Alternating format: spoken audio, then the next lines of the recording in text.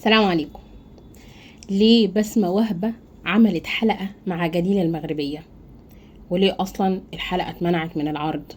وليه الفنانة المغربية بسمة بوسيل هجمت بسمة وهبة وقالت لها أكلتي من خيرنا وما شبعتيش؟ وقالت نفس الكلام لجليلة.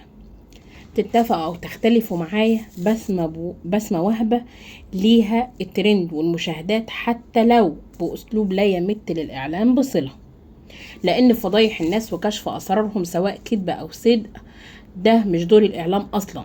انك تدوسي على اوجاع الناس وتطلعي اسرارهم حتى لو بالكذب، ده طول عمره اسمه الصحافة الصفراء. عارفين يعني ايه؟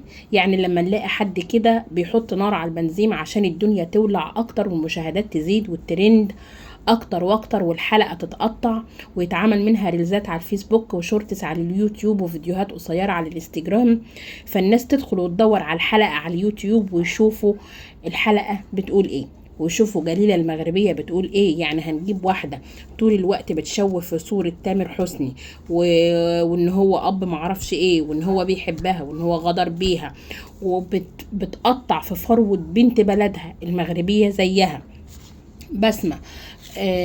رضينا او ما رضيناش بسمة ليها جمهور وليها محبين واولاد بلدها بيحبوها ومقتنعين بيها جدا، ومصريين مقتنعين بيها لان بسمة صوت حلو فعلا.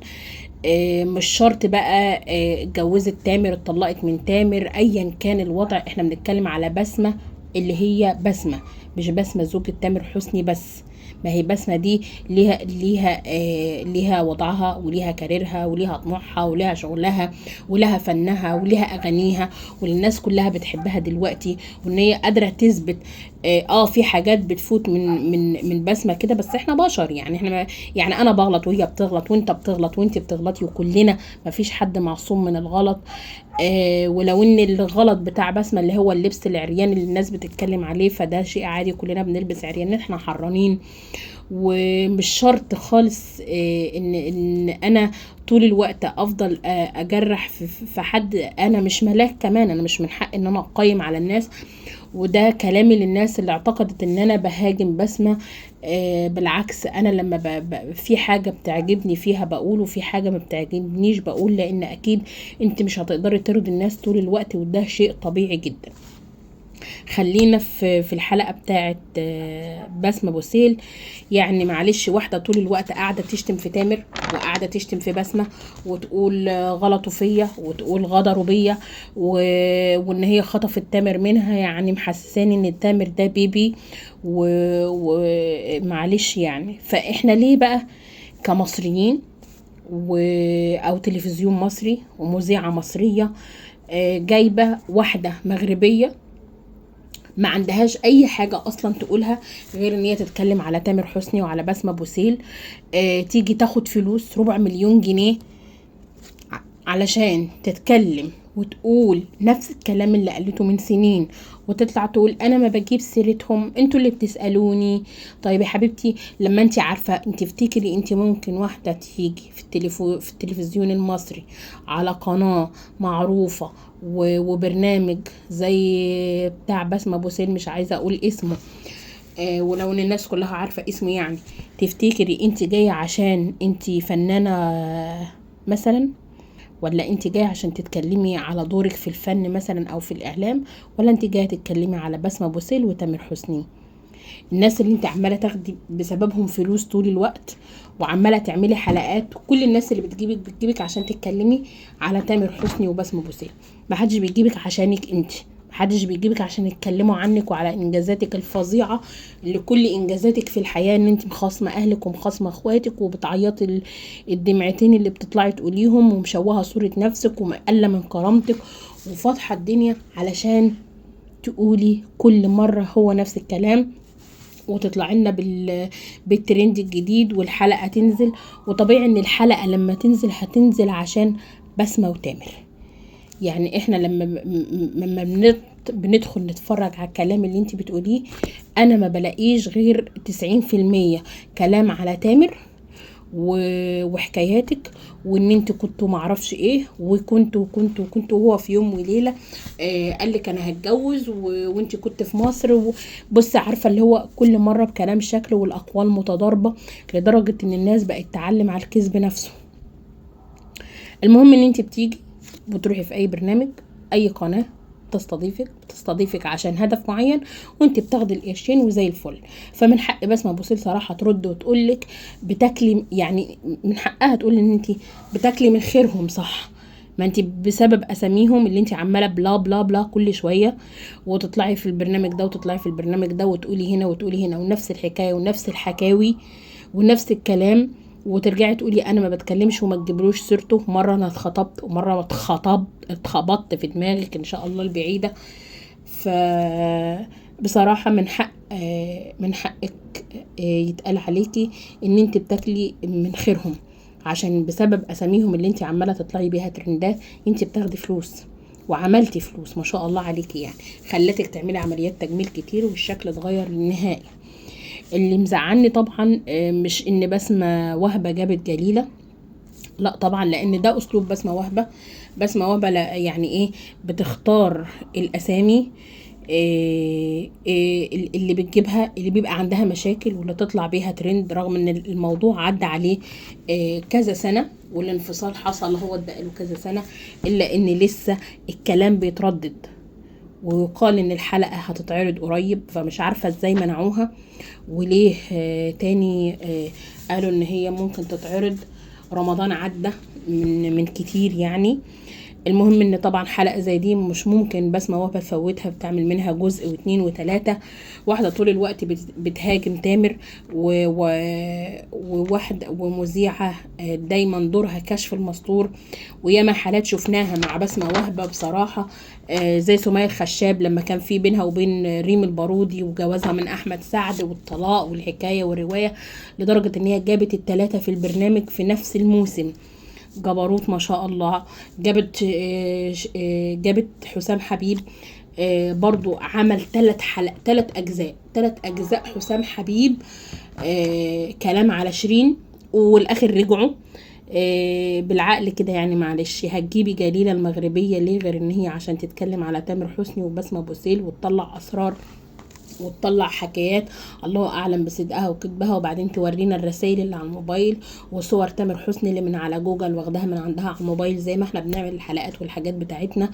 فبصراحة كان شيء مخزي ان تلفزيون مصري يهاجم نجم مصري. والحمد لله ان الحلقة اتمنعت من العرض، وكان كلام بسمة ان هي يعني الحمد والشكر لله، يعني قالت الحمد لله ان في رقابة وقانون منع الست دي اللي كل اهدافها تهاجم بسمة وتتكلم عن علاقتها بتامر، وتركب الموجة عشان تجيب مشاهدات وترندات وتاخد فلوس على ظهر بسمة وتامر، حتى لو على حساب كرامتها. الحمد لله ان الحلقة اتوقفت من العرض.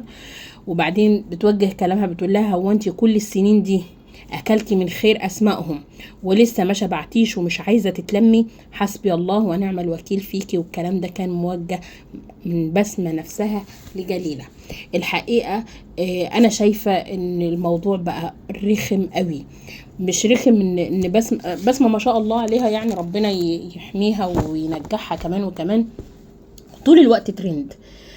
احنا راضيين هي ترند، احنا مش راضيين هي ترند. حاجات بتعجبنا بنقول اللي بيعجبنا، حاجات ما بتعجبناش بنقول اللي ما بيعجبناش. ولو اني لما بهاجم بسمة في فعل معين، انا مش بكون بهاجم بسمة عشان بسمة نفسها، لا، انا بحب بسمة الحمد لله، وهي بنوتة محبوبة بصراحة. لكن انا لما ما بيعجبنيش تصرف هي تصرفته، بيكون مثلا انا لما بقول ده، انا بقول انا لما بعلم ابني او بنتي على حاجة عشان ما تعملهاش هي غلط، ساعات بضربه بقول له ده ينفع او ده ما ينفعش. مش معنى كده ان انا ما بحبش ابني.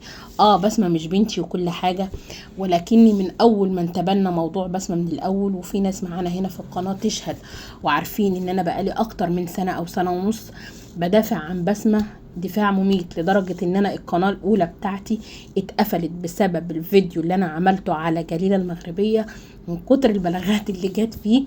فالفيديو اتحظر والقناة نفسها انا حذفتها لان بقى فيها مشاكل، والقناة كانت مفعلة الربح وشغالة ما شاء الله، وفي ناس هنا معايا في القناة يشهدوا ويعرفوا حاجة زي كده.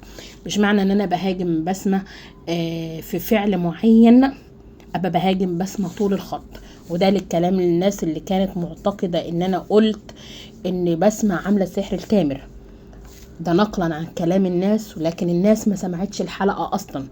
هم خدوا العنوان ودخلوا هاجموا. واللي تقول لي حاشا ان انت تقولي حاجه زي كده، يا جماعه انتوا لو انتوا شو خدتوا العنوان من بره لكن ما دخلتوش شفتوا محتوى الفيديو من جوه. لو كنتوا دخلتوا شفتوا محتوى الفيديو من جوه كنت عرفتوا ان انا اوريدي بدافع عن بسمة، لان مفيش حاجة اسمها سحر. يعني مجرد ان الراجل دافع عنها في كلامه وقال عليها كلام كويس بقت هي سحراره، وده كان كلام الناس او بعض الناس عشان ما اظلمش الكل لما قالوا ده بيتكلم عنها بشكل كويس ليه كده اكيد عاملاله سحر.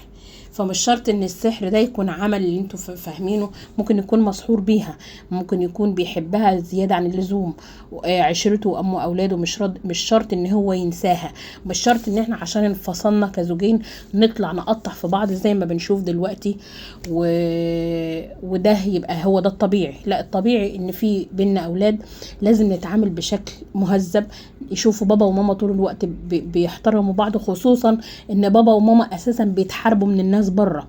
فان كان في ناس بتحارب تامر طول الوقت وفي ناس بتحارب بسمة طول الوقت، ده عايد عليهم ان هم يبقوا طول الوقت اجريسيف واعصابهم تعبانه، الا ان هم بيتخطوا ده وبقوا بيرموا كلام الناس كله ورا ظهرهم وعايشين لاولادهم وعايشين وكان كلام بسمة ان احنا دلوقتي احسن من قبل بكتير.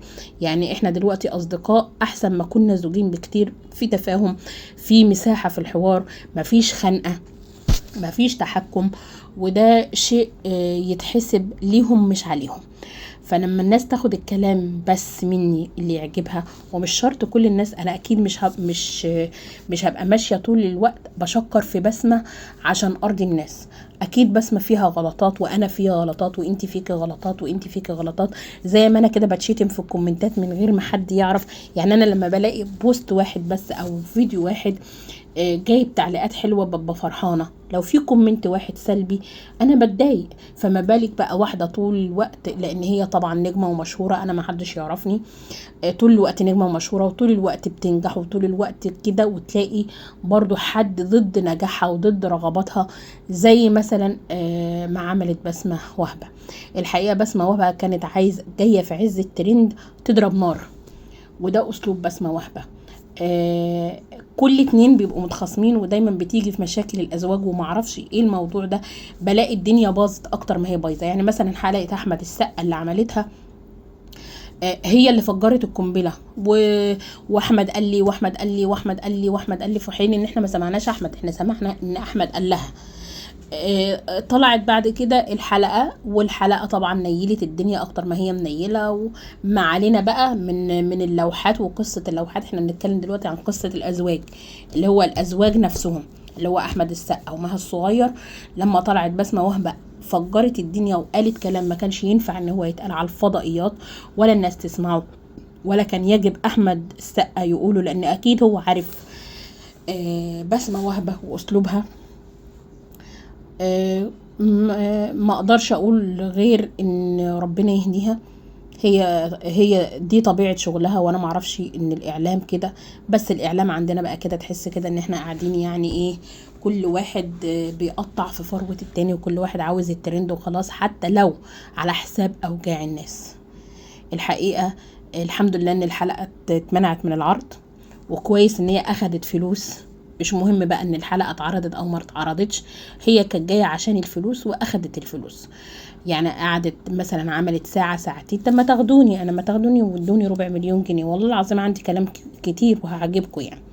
فانا مش عارفة بصراحة ايه كان قصدها، لكن رد بسمة بوسيل افحم الاتنين الحقيقة، دليل ان ما حدش رد بعدها، ولا جليلة ولا بسمة نفسها.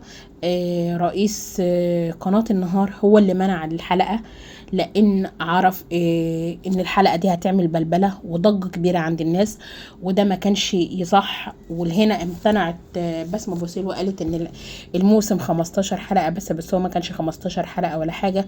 لان بسمة وهبه لما وقفت من قناه المحور في برنامج شيخ الحارة، لما جابت برضو ماجد المصري وغلط في اخواتنا الافارقة، وقفت وبعد كده اتمنعت من البرنامج، وقدمته بعد كده ايناس الدغيدي، وبالمناسبة كان ناجح جدا. والوحيدة اللي قدرت توقف بسمة وهبة في الكلام كانت ايناس الدغيدي، على الاقل صريحة وجريئة، وقالت انا ما قدرتش اكمل البرنامج لان انا بدوس على اوجاع الناس. الا ان بسمة وهبة متفننة في ان هي تدوس على اوجاع الناس. السلام عليكم ورحمة الله وبركاته. ما تنسوش تحطوا لايك وتشتركوا في القناة عشان يوصل لكم مني كل جديد. السلام عليكم.